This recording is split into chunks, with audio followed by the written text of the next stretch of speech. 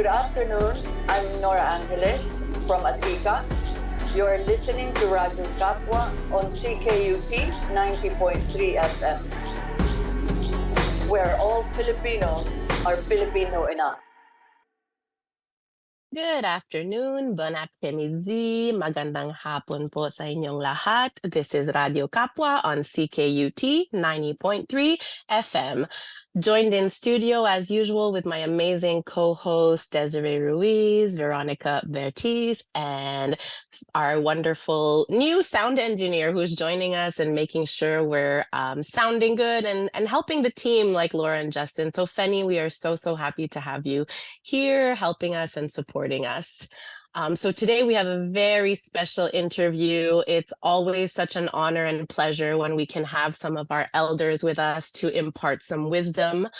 We have Tita Nora Angeles, who is based in Toronto. She is a social worker, community organizer, one of the founding chairs of Adhika, which is an organization that supports any Filipino causes, whether it's in the diaspora or abroad. I don't want to take up too much time. I love it when folks introduce themselves and share about themselves. So I won't take up any more space. Tita Nora, please introduce yourself. Welcome. We're so happy to have you.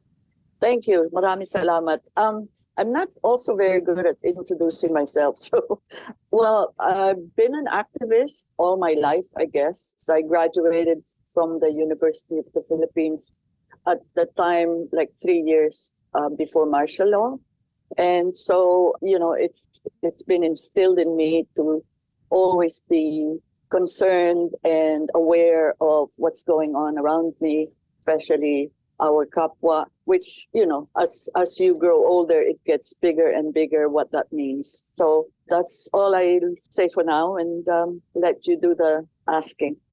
That's okay. Of course, we're super happy to have you. And I guess one of the first things that came up for me is when I saw your bio, you moved to Canada in 1972 and you worked with a lot of immigrant youth and refugee women and, been focusing on this anti-racist, anti-homophobia, anti-sexist work. But these are terms that are kind of being just a little bit more acceptable in the past few years. So how was that for you? Like so long ago to be like, well, I'm an anti-racist, anti-homophobia, anti-sexist, all the things activist in like the late 70s and early 80s. I would love to, I guess, just get a glimpse into the climate that you were navigating.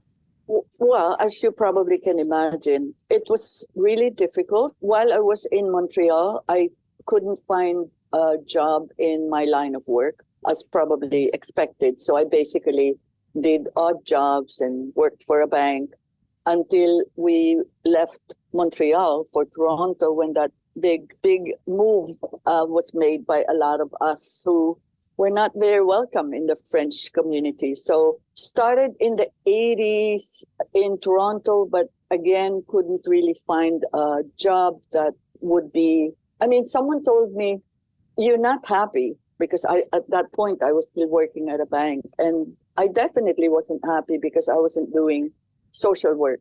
So I started a small business that actually trained immigrant youth and immigrant women and refugees so that we could train them to get prepared for the labor market. So that's what I did. And I basically hired myself and kind of built some experience. So from there, I was able to go on and move to other things. So that's how it started. But even here in Toronto, it was really difficult.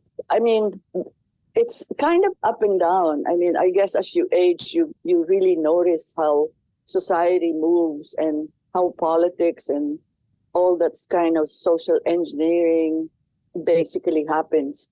We used to have even more stuff going on in the 90s in the city of Toronto. I was familiar with Olivia Chow at that point because we had something called the Community Reference Group, and that was an anti-racism systemic structure that was happening so that the bureaucrats, the politicians, and the community can work together. but then it was successful, so it was stopped.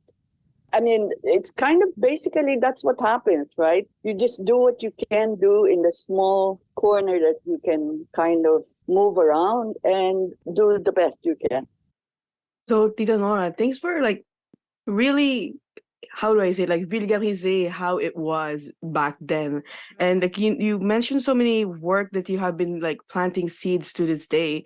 As someone who is like just started working in the industry of trying to empower youth, women, and refugees to like know their rights in the sense of like they can't do that to you. You can access healthcare. Yes, I know that you are a refugee, but yes, you can do this. No, you can't do that yet. And navigating of like finding jobs.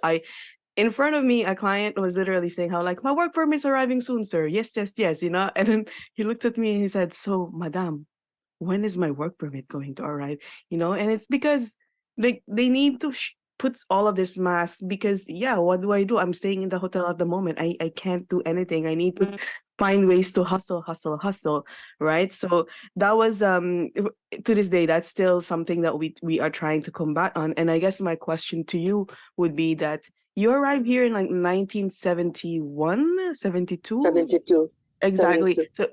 So from that time on, like what was your passion like that keep you to do this social work and try to empower the youth, the women and the refugees here in from Montreal, moving to Montreal because you again it's to hear it that the same discrimination that a lot of our community experienced to this day has just been happening ever since and nothing has changed. It's just it goes to show that we need to take up more space and we need to be even louder than what we're doing right now. So thank you for sharing your story. But what was the passion behind continuing doing your social work?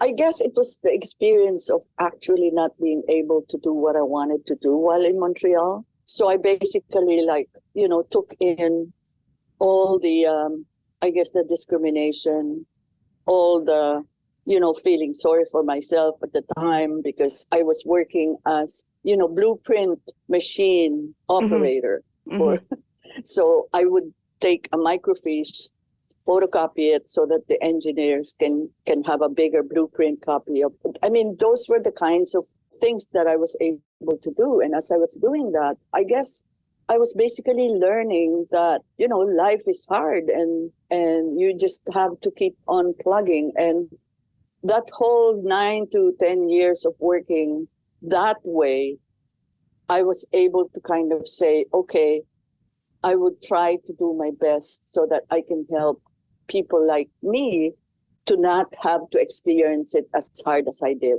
That was the passion. I guess, in a sense, that's why I actually went to social work.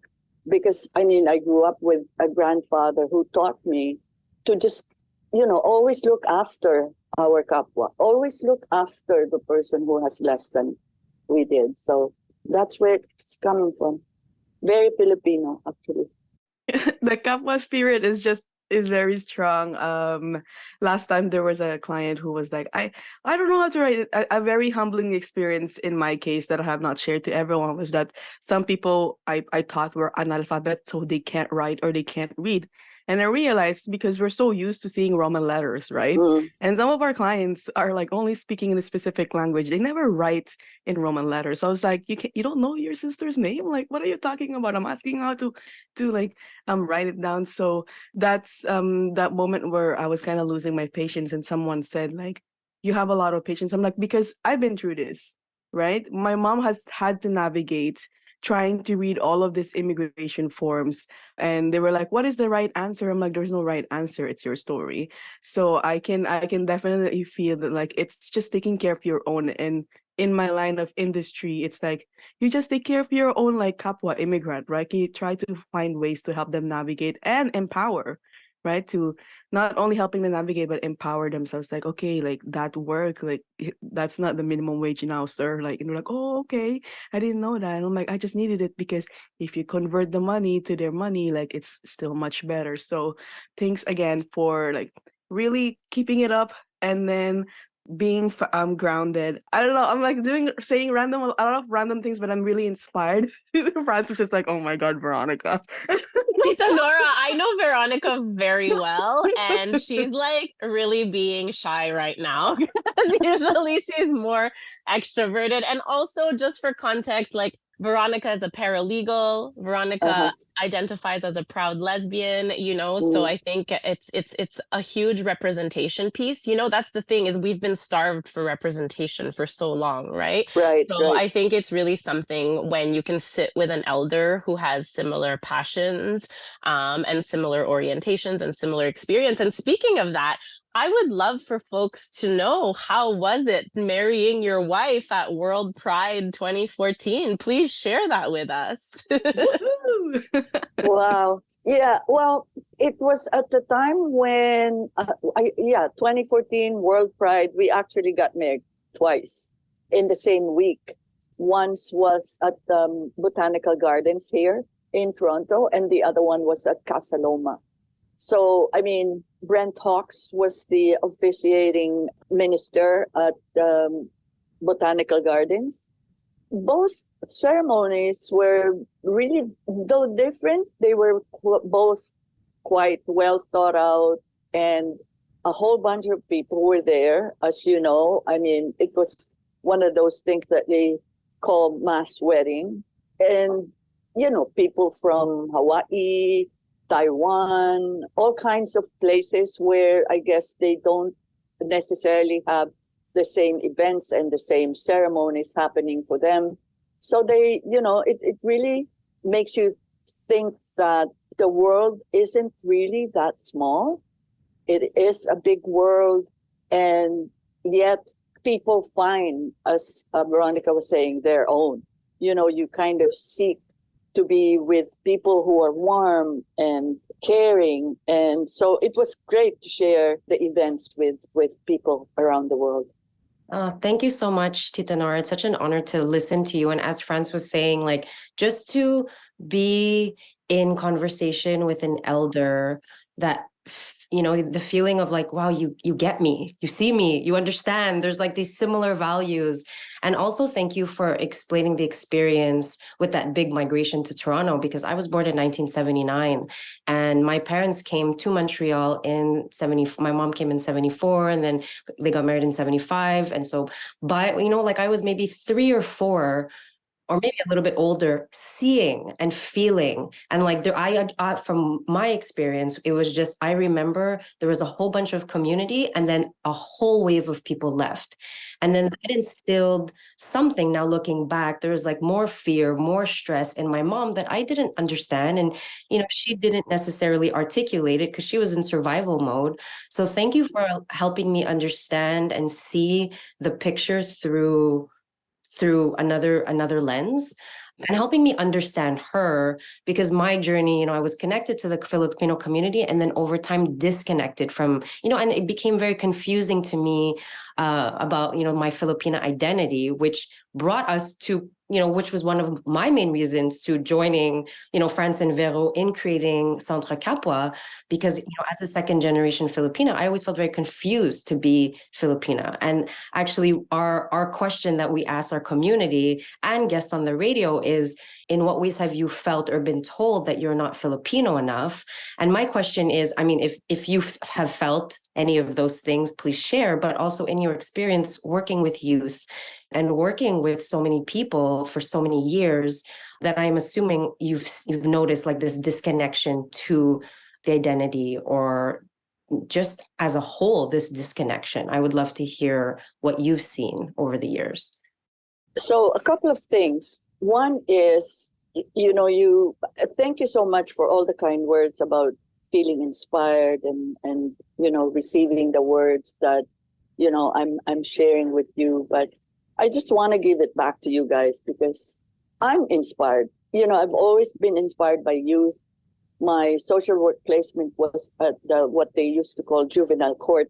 I've always wanted work with youth and have tried to maintain that all my life, but, getting older here. But this really inspires me to see you doing all this work that we wish that we could have done a long time ago. But part of the understanding, I guess, the Filipino in all of us is that, we grow up in the Philippines learning that we are lesser than others. And so when we come to a bigger place like this, you already have that mindset, right? I am less than, white people. Mainstream people are better. They're more educated and all that. It doesn't take you long to know or to notice that that's not true, but the systems that support that mindset is really a big barrier to you being able to say completely that that is not true. And that, no matter what that system is saying to me, I would like to run my life and manage my life, care for my family, and be proud of who I am as a Filipino. But yeah, there's all that, and it's still there. If you go to the Philippines, as I'm sure you might have visited once or twice, it's still there. Like, we still have whitening chemicals being sold. They're very popular in Watson's, and the businesses over there are more foreign than our own. And so that's kind of always the thing. So I'm not surprised that many of us who try to work in the Filipino community actually go in and come out and try to not be so soaked in the self-hatred or the bashing each other type of thing. And when I see you guys doing this, I'm really happy that there's more of you who are now saying, we can't do that here. We can't do that anymore. We need to be working with each other, cooperating, bayanihan, like balikatan. We need to be shoulder to shoulder and arm to arm with each other because, we're all proud of who we are. And there's, in my work in violence against women, what I usually say is there's really nothing worse than you believing that you thinking that you can't do something, that you become your own enemy. And for me, that's the worst thing, is when you can't really fully advocate for yourself. I've always been advocating self-love. It's something that I actually, in our last visit to the Philippines in Siargao, we couldn't do a violence against women workshop. So I did a self-love and the importance of self-love workshop, which is kind of the same thing. But that's how we kind of go around, the ability to talk about violence against women. So yeah, I hope that answers the question. Oh yeah, more so. And I can sit here and listen, and you please come back on the show, because I think, again, that is the message that we are trying, the seed that we're trying to plant is like pride, right? It's Filipino pride, because again, this is a question that we've been asking. We've had 50 episodes on the radio. We ask this at our events is, and there is a consensus that we all feel not enough. There's this immense feeling of not enoughness in our community.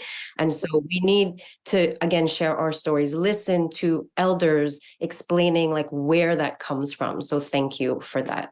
I just wanted to add that, ironically, I don't remember any kind of situation where I was told I was not Filipino enough. It's probably because I really surrounded myself with the community, with caregivers. We worked with caregivers from the early 80s to the 90s.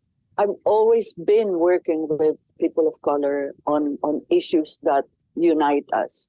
So that's one thing. I have been told not to work in the sexual assault industry because I was not myself a sexual assault victim. At the time when I was told that, I thought that person was right. But thinking again, of course, all of us are victims of sexual assault if you grow up a Filipino woman in the Philippines. I could tell you a whole bunch of things that happened that were not at the time considered sexual assault. But, as we grow more aware of our own boundaries, our own physical boundaries, emotional boundaries, it's like, oh yeah, it happened to me every single day. When I went on a bus I got assaulted. When I went on a jeep, I got assaulted. When I'm walking on the sidewalk, I'm getting assaulted. So yeah. Well, unfortunately, it's just normalized in our culture that this is how we treat women. And the reality is when you're surrounded by so much patriarchy, I mean, that's what's going to happen, right? I don't think there's one woman on this planet who hasn't been catcalled, and that's a form of sexual assault. And I'm really excited to share also that Tita Nora's been working on different workshops to educate about violence, right? Because we actually don't realize that there are so many things that are violence. We think that maybe it's just physical or sexual, but like financial violence exists, like there's so many other aspects of violence. So to just equip our communities with that knowledge. I think Feni has the closing questions for you. Yeah, to be honest, well, first of all, I just want to say or echo what Des was saying earlier that please, you do have to come back because like throughout this whole interview, there were just so many times I just a lot of things that were being mentioned that I just wanted to like expand on and ask more, but we are limited on time. One thing though that I feel like you bring an interesting perspective because you were involved back in the Philippines, but also here in Montreal and Toronto. So like we've talked about Kapwa a lot, and like the word Kapwa has dropped a lot. So you're able to, I guess, express or answer this question in a unique manner. But what does Kapwa mean to you? Kapwa is, and I love the Filipino language because there's a lot of things that we have that other languages don't have. I've used Kapwa in my anti-racism workshops to show people that if you know the concept of Kapwa and practice the concept of Kapwa, that you cannot be a racist, misogynist, homophobic individual.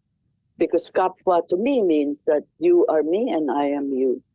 That, we each have a physical, intellectual, spiritual, and emotional part of our being. And I draw that PIES, circular thing to my participants at the workshop. And even Filipinos get amazed with that because I don't know that we necessarily grow up thinking about it as a beautiful concept. So I'm really glad that you have, I think, committed yourselves to propagating that word and making sure that people are aware of that. And as I said earlier, Kapwa gets bigger, right? Kapwa, as you're growing up, is family. And as you're growing older, if you're aware of other people, becomes your community. And unfortunately, there's not enough Kapwa in the world, and which is probably why the earth is burning. I think you've left us all just like quiet. We have amazing sound engineers who cut out the ums and the pauses, but if that pause gets cut off, like we were literally all just paused and not knowing what to say. But yes, absolutely. And that was kind of what came from all of this is we decided to build Sant Kapwa because all of us were connected in this feeling of wanting to honor our roots, but also not feeling enough and honoring the complexities of our diaspora experience. And I think part of Kapwa work is also healing the intergenerational wounds. So thank you for being here for that conversation, because I think we all know that sometimes those intergenerational conversations can be sticky and difficult. So thank you for showing that we can have them and that we could be supported. And like Des said too, I think it heals something in the youth and the young professionals and the young mothers, the young parents, to feel seen in that way and in ways that perhaps our own biological elders can't give us because they're still in their trauma. And that's okay. And we send them that healing, right? But then it's beautiful to be able to build these relationships. Yeah, so we're looking forward to seeing you in maybe October for our conference, but we'll definitely discuss that. And thank you everyone who's been listening. This was CKUT 90.3 FM. That was Tita Nora Angeles, an amazing social worker, activist, community organizer, community tita that we all look up to. And we're going to definitely have you back. Maraming salamat!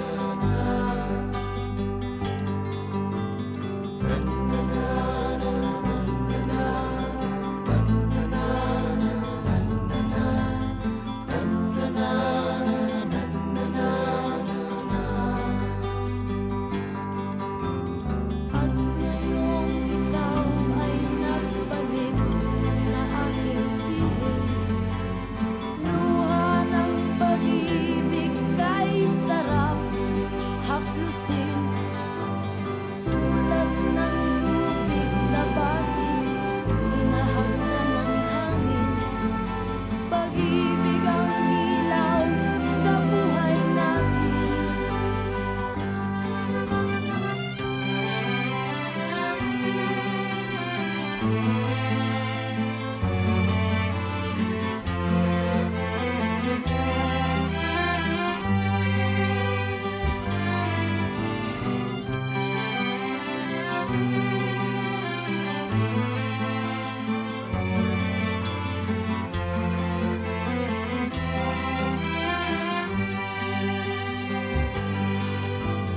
Tulad ng ibong malaya ang pag-ibig natin.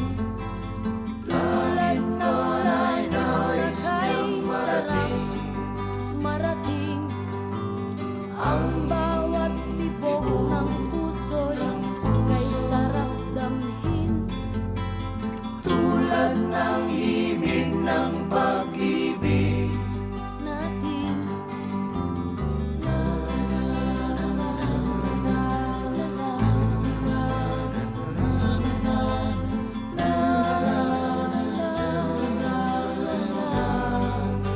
la la la la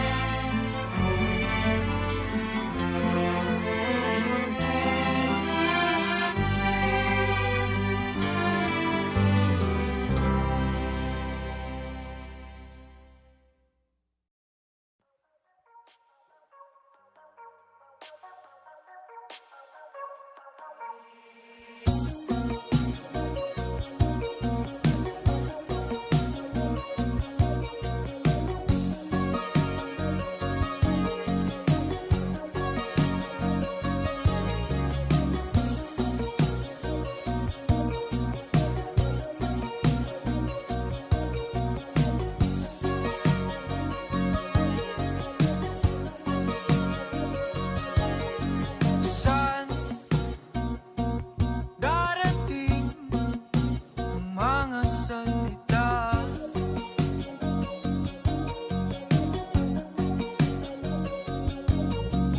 na nanggagaling sa aming dalawa?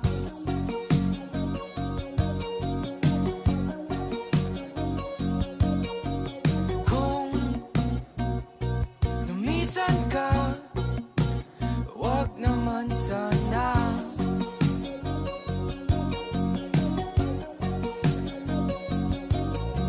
Ika'y kumapit na nang hindi makawala.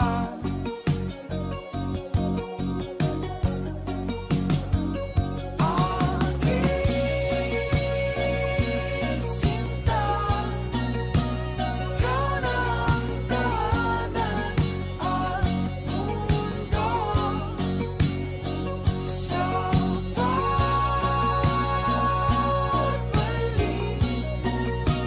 Nananatili na sa piling mo, mundo'y magiging ikaw.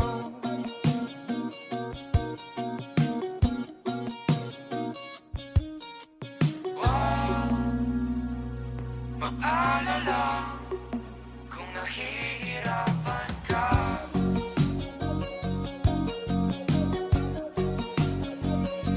Halika na, sumama ka, pagmasdan ng mga tala.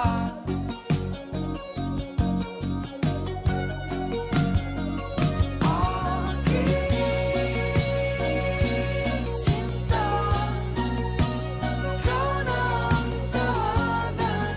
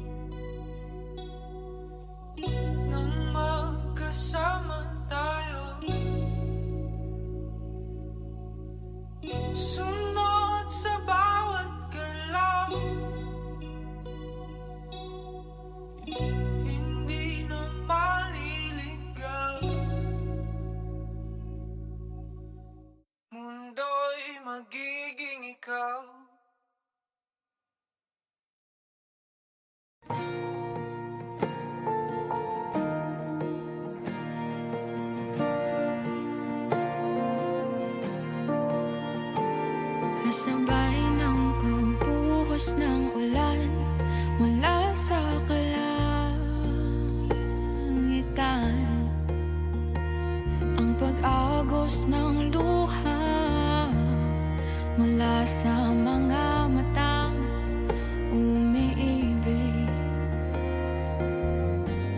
ang hiling na sana'y humupa ang sakit na nararamdaman.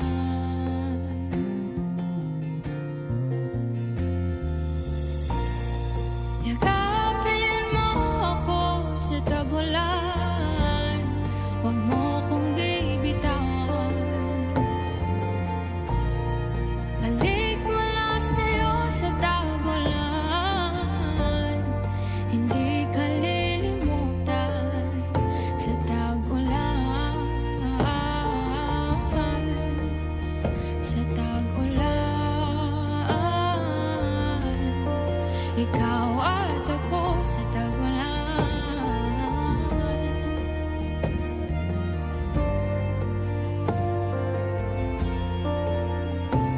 Sa huling pagkakataon, hayaang ika'y masilayan, mahalin ng kahit saglit na ang wagas at walang takot. Ang hiling na sana'y mapagbigyan pagkatapos ng bagyo.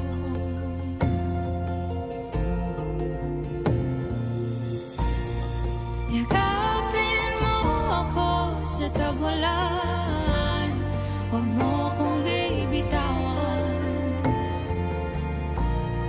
Halik mula sa'yo sa tagulan, hindi ka lilimutan sa tagulan. Sa tagulan, sa tagulan, sa tagulan, ikaw at ako sa tagulan.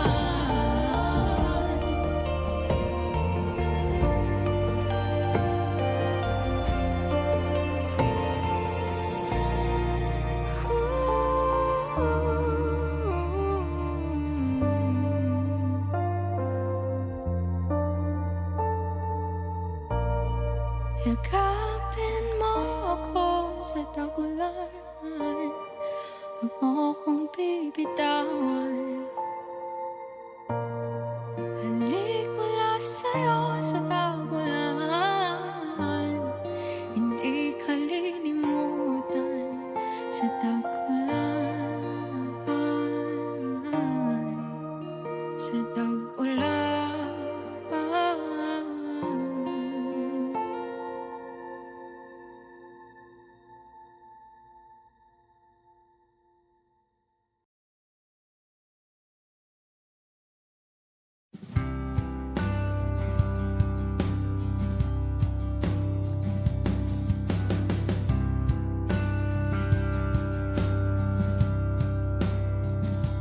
Heto na naman ang pusong gising na gising, sabik sa mangyayakap mong kay lambing. Umaga na pala pero walang pakialam, kausap ka pahingi pa ng sandali. Minsan lang ako magkaganito, puso kong umidlip, ginising mo ang panalangin ko. Ako sanang naiisip mo bago pumikit ang iyong mata. Ayokong managinip ng mag-isa.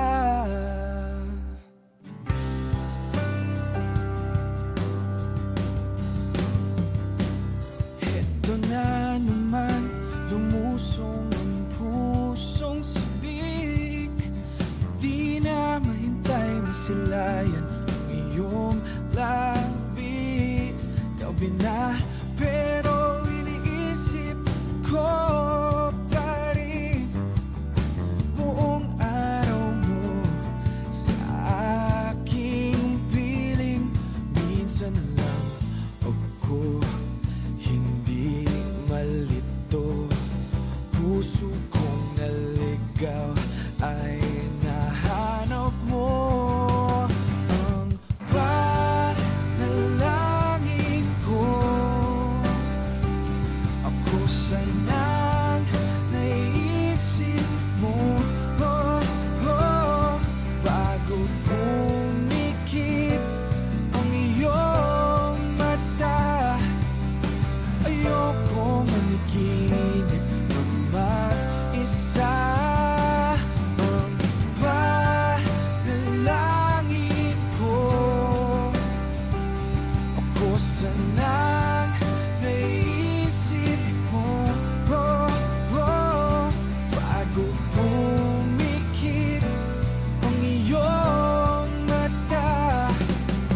Ayaw na maniginip na mag-isa.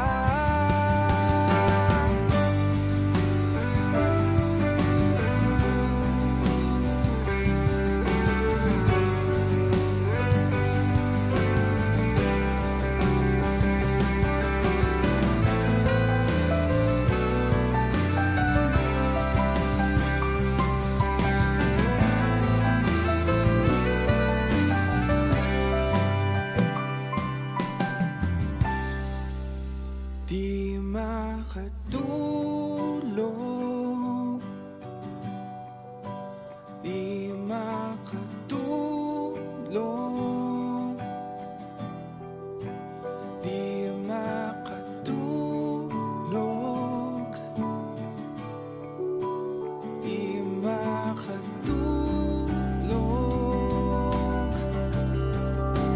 di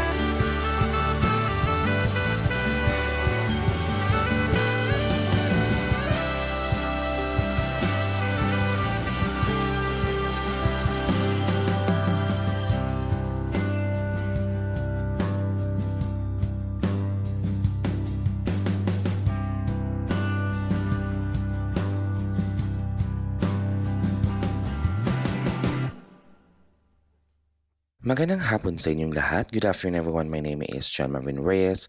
I am a youth leader and community organizer here bringing you important news back home in the Philippines. The article is from Rappler with the title, Cavite Instructor to Teach Harvard University's First Ever Filipino Language Course. Former Cavite State University instructor Lady Eileen Ambion Orsal was formally introduced as Harvard University's first ever Filipino language instructor, the university's Asia Center announced on Friday, August 25. This comes 5 months after the Harvard Crimson Harvard student newspaper reported that the university would officially begin offering Filipino language classes in the academic year 2023 to 2024. The Filipino language course will be launched for the first time in the university's 400-year history. Orsal first began teaching introductory and intermediate Filipino in 2018 at the Center for Southeast Asian Studies at Northern Illinois University, where she was also a Fulbright foreign language teaching assistant. She has also taught Filipino at the Cavite State University, and the Harvard University Asia Center conducted fundraising efforts to sustain Orsal's teaching position. Thanks to a generous gift, the new preceptor position is funded through an endowment that ensures that Filipino languages will always be taught at Harvard, Robson stated in that announcement. Naniniwala akong maliit na bahagi lamang ako sa istorya at ang pagkakataong maituro ito ay bunga ng pagsisikap ng mga taong patuloy na inadhika na magkaroon ng mayaman at makabuluhang programa ng Filipino sa pamantasan. Orsal posted on Facebook on Wednesday, September 6.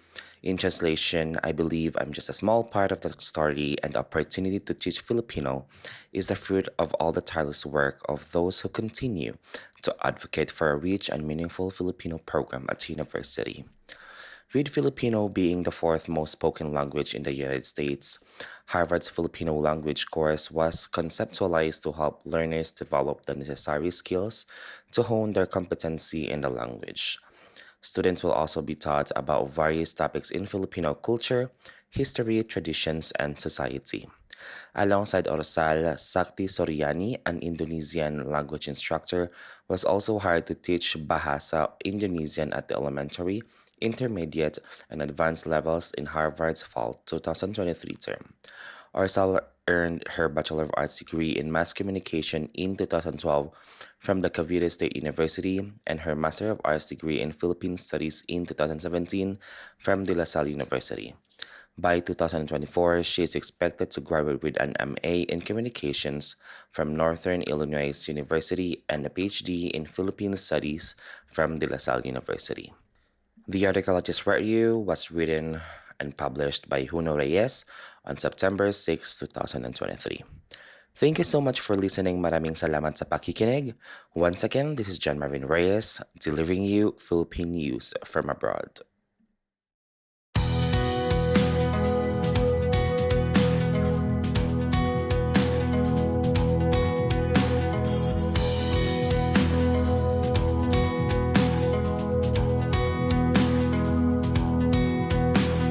Awit masaya ang mga tenga sa aking alaala Natulad simula Ilaw, ika'y pinakilala Nang ako'y nasilaw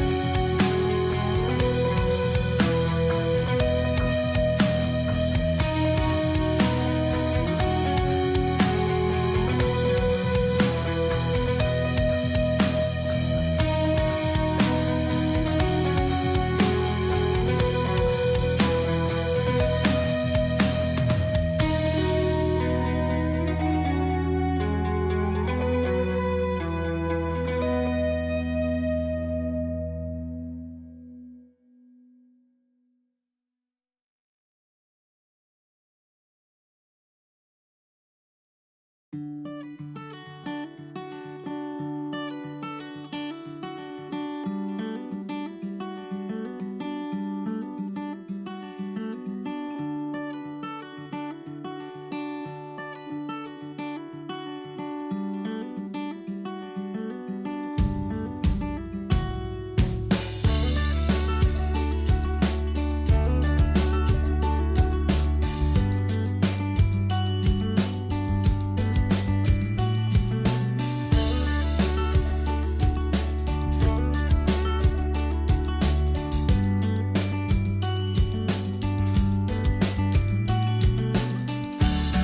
been so long since I last saw you.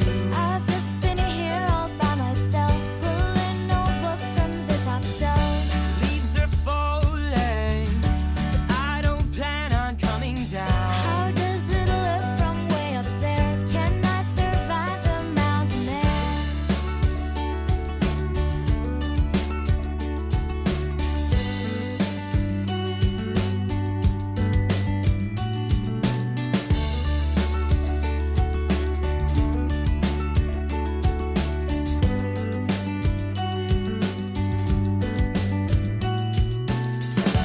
Hold your questions, define your answers off the page. I heard you calling from afar, set off to find out where you are. I can't help it, I can't help but speak my mind. I swore someday I'd leave this place. It's time to take that leap of faith. Seen me running through the dreams at night, trying to keep myself above the tide. And if I fail, at least I know I tried my best to keep an open mind. I tried my best to keep an open mind.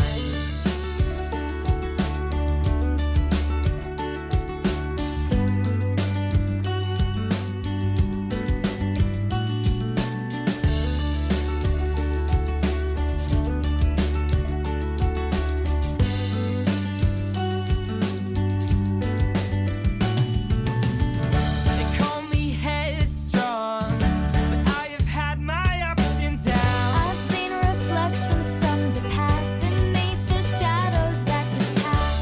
Look around you, can you feel the open air? The view is better from right here. You're right, there was nothing to fear. Seen me running through the dreams at night, trying to keep myself above the tide. And if I fail, at least I know I tried my best to keep an open mind. They've seen me running through the dreams at night, trying to keep myself above the tide. And if I fail, at least I know I tried.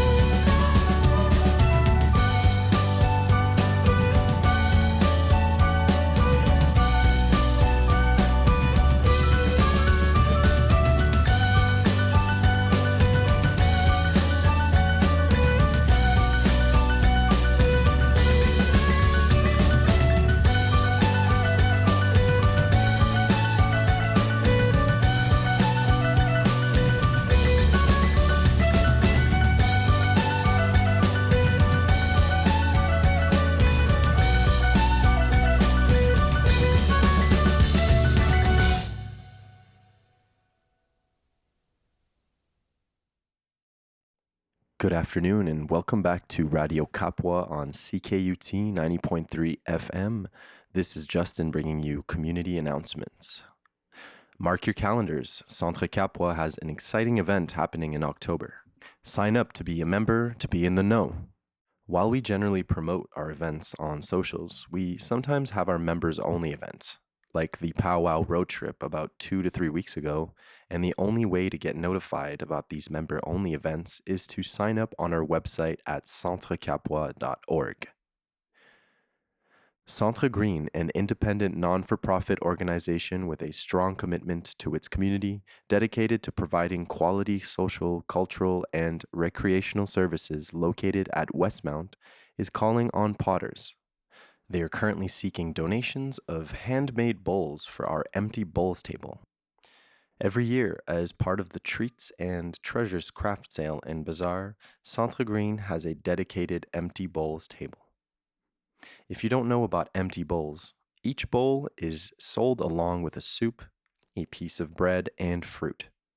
For more info, visit their Instagram page at Centre Green.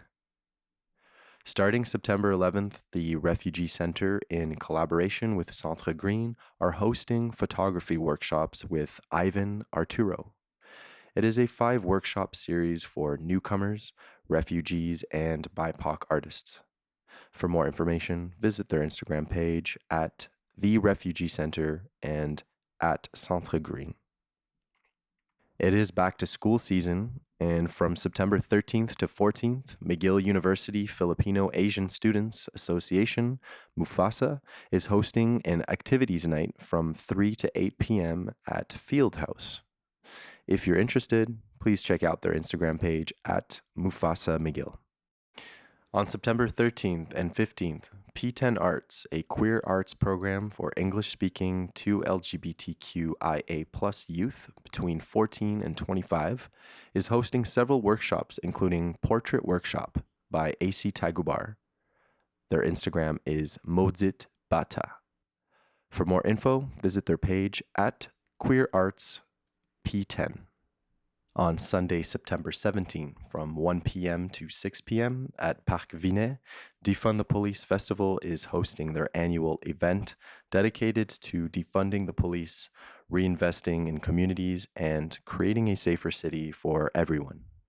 The festival is organized by the community with support from QPIRG Concordia and Defund the Police Coalition. For more info on that, visit their Instagram page at Defund la Police. Car lovers, save the date. Café Kuya and Unified Montreal are hosting the final Cars and Kuya of the season. Sunday, September 17, 2023, from 11 a.m. to 3 p.m. There'll be merch, prizes, and more. Stay tuned for more information at unified_Montreal and at cafe.kuya on Instagram.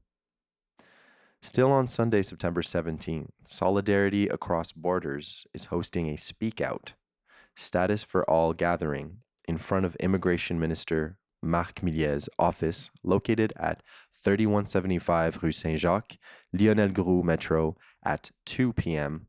For more info on that, visit their Instagram page at ssf.sab. And that is it for community announcements. Thank you for tuning in with us on Radio Kapwa. This was Justin Mandar, wishing you a beautiful week. Tune in next week for another amazing episode. Thank you, Tita Nora, for coming out and talking to us. Bye-bye.